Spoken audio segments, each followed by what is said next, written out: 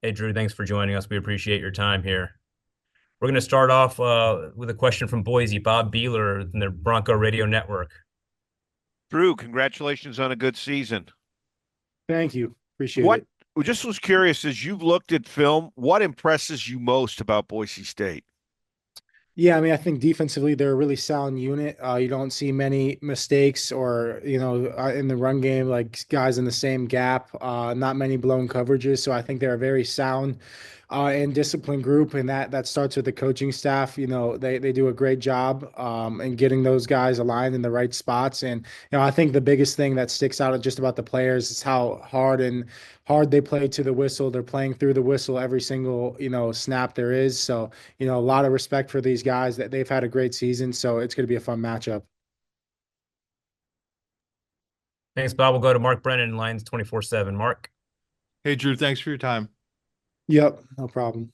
What can you tell us about Grunk as a quarterback, and how proactive as a leader in that room have you had to be in terms of making sure he's ready to go? Knock on wood, you don't get banged up, but if he has to go, how proactive have you been in helping him get ready to do what he needs to do?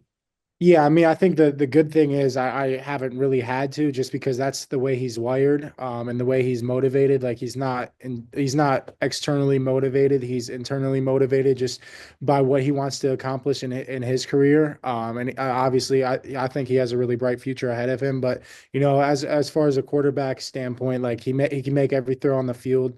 Really strong arm, really accurate, and I think he processes really well, especially for being a true freshman in college football.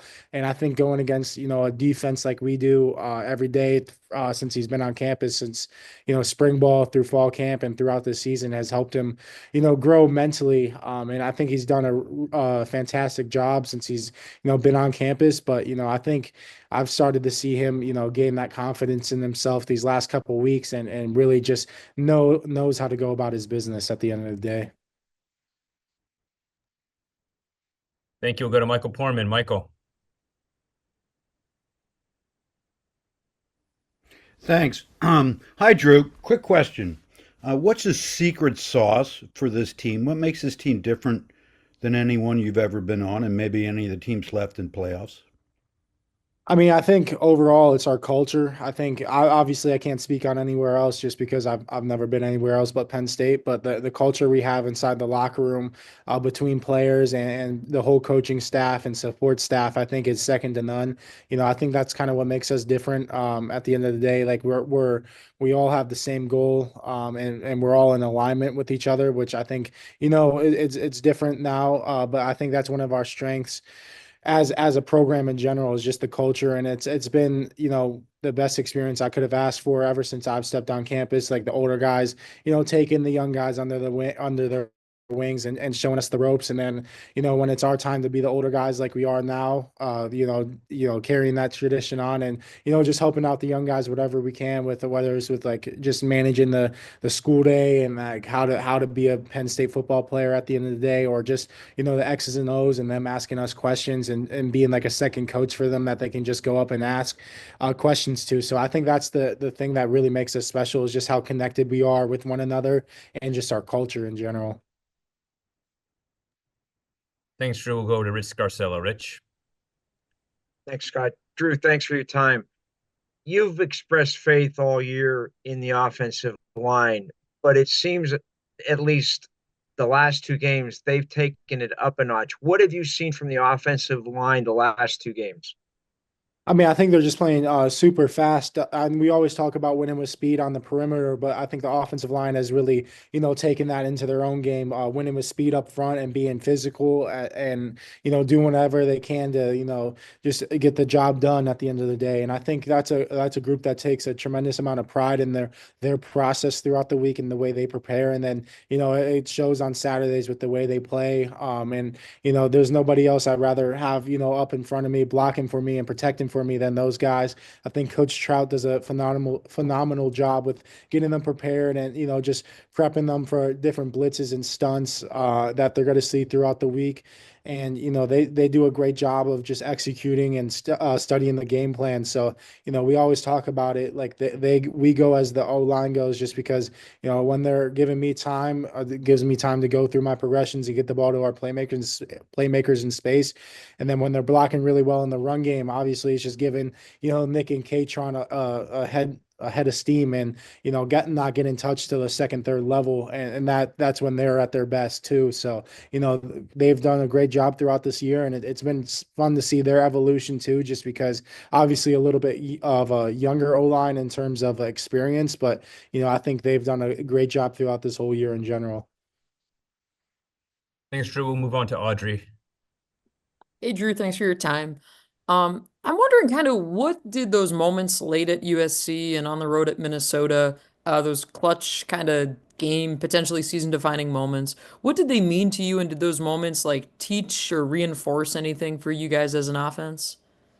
I mean, I think at the end of the day, that's why you play football, and that's why you come to a place like Penn State to play in games like that and have opportunities like that. And it's obviously it's what we work for our off season, like our 2 minute stuff that we put in day one or day two of spring is the stuff we're running at the end of these games. And I think we're just doing a great job of going out and executing and not letting the moment take advantage of us. We're staying present in that moment and just taking it one play at a time, whatever the situation is. And I think one thing that has helped us a lot is just how situation, or how aware we are of the situation in general. And I think that starts with Coach Franklin with the different 2 minute drills throughout the year that we do.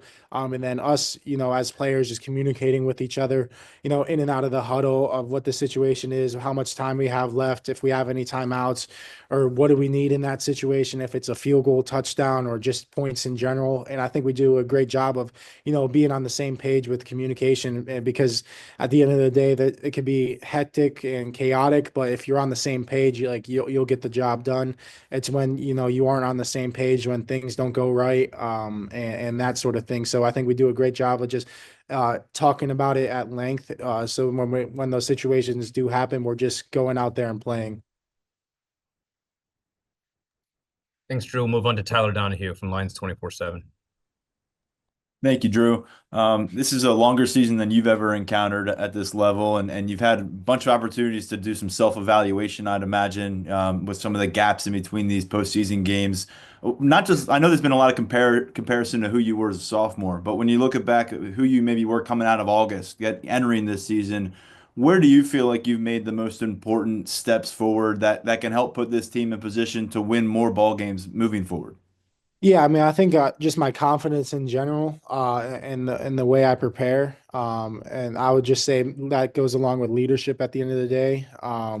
So I feel like that's where the most steps I've taken, like off the field, are kind of mentally. But as far as physically, I think Coach K does a great job of preparing all of us throughout the week for the reps that we're going to get in the game, and the looks We that we're appreciate it. expecting, and just taking those as game-like as possible throughout the week. So when the game comes, like, it's second nature for me at that point, and I just have made that throw over and over, and I know what to expect. The receivers know how I'm going to throw it, and I know how they're going to run their route. So I think really it goes into the preparation and our process that we put in throughout the week that has helped a ton, because obviously it's Coach K's first year here, and first year with him. So I think our confidence and just relationship has grown a lot from that. Just me telling him what I need throughout the week in practice and what rep plays I want to get and why, and then he's just trying to mix those in as much as he can based on the practice trail that we have for that day.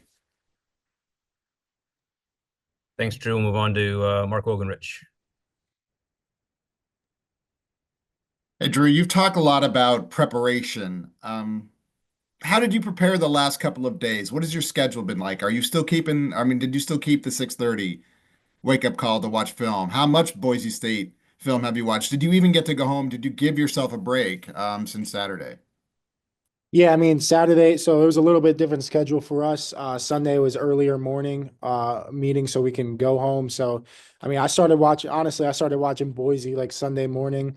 And then I went home, I drove home, only like a 3.5 hour drive, and then I started watching them again towards the end of the day after I got home. But like Monday, I watched a little bit in the morning and then kind of chilled out the rest of the day, spent time with family.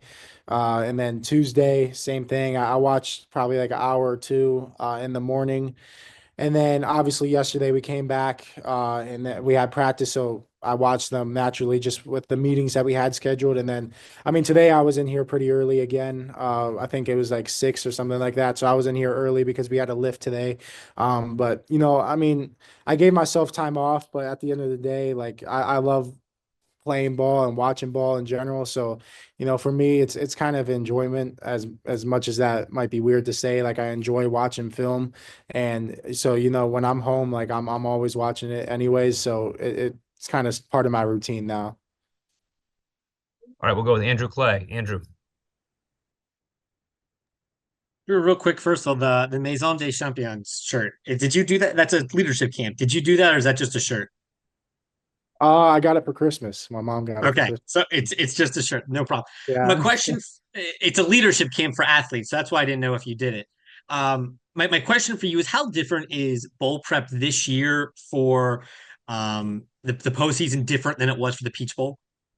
I mean, I think it just starts with like the window was shorter this year than it was last year. And obviously, last year we had an extended time to, prepare for the Peach Bowl, but this year it was kind of like a quicker turnaround just with the Big Ten championship and then playing like 2 weeks later. So, it's a little bit just shorter in general, but at the end of the day, like our process, like I love that we're a process oriented team, and our process drives the way we function as a program. So for us, it wasn't really anything different, which I like just because it's our normal routine and habits and things like that. So it wasn't much different for me personally, but it was just probably just a little bit of a quicker turnaround than it was compared to last year. Great. We'll do one more for Drew, and then we'll move on to Tyler Warren. Daniel. Thanks for your time this morning, Drew. We've heard Andy and James both talk about the idea of playing to win as opposed to playing not to lose. I was just curious, how does that come through on the day to day? And kind of when did you guys start really hearing that message? And what does that do for you guys as players to hear that from your coaches? Yeah, I mean, I think offensively, we've definitely talked about it before the season. I don't know if we talked about it in the spring or not, but we for sure talked about it in fall camp. And for me, I think it's just our mindset at the end of the day. Like we're going out there to play to win and not playing scared or anything like that. Like just sticking to your guns and letting it go when you see it. Playing with speed and winning with speed, winning your one-on-ones, and it kind of all correlates itself into just playing to win. It starts with obviously like Coach K, calling the game like that, but then it's on us as players to go out and execute those play calls that he does call, and then it's also our job to put him in those situations to call the plays that we want, or our shot plays that we want to get called. It's our job as players to go out and put us in situations where Coach K has the freedom to call those sorts of plays. So I love it. I think it's the right mentality to have as an offense, and I think it's a part of the reason why we've been successful this year on offense so far. Fantastic. Drew, thank you for your time this morning. Congratulations on the season you've had, and look forward to getting you here down to Arizona in a few quick days. Thank you. Appreciate it.